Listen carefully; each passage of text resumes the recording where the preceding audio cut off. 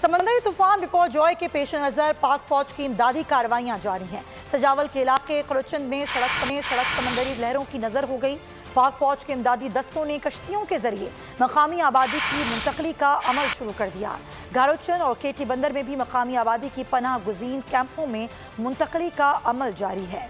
इमदादी कार्रवाइयों पर मकामी आबादी ने पाक फौज से इज़हार तशक्कुर किया। बजट 2023-24 की सबसे बड़ी ट्रांसमिशन, बोल एक मर्तबा फिर सबसे आगे। वजीर खजाना की बजट तकरीर की सबसे बड़ी कवरेज, 62% अवाम ने देखा बोल की स्क्रीन पर। Welcome back to the budget transmission.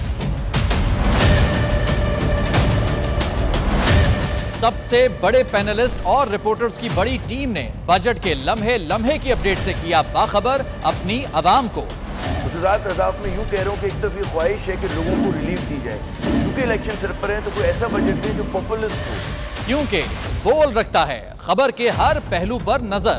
बोल है सबसे आगे, सबसे पहले। सब्सक्राइब करें और बेल दबाएं ताकि कोई खबर रह न जाए।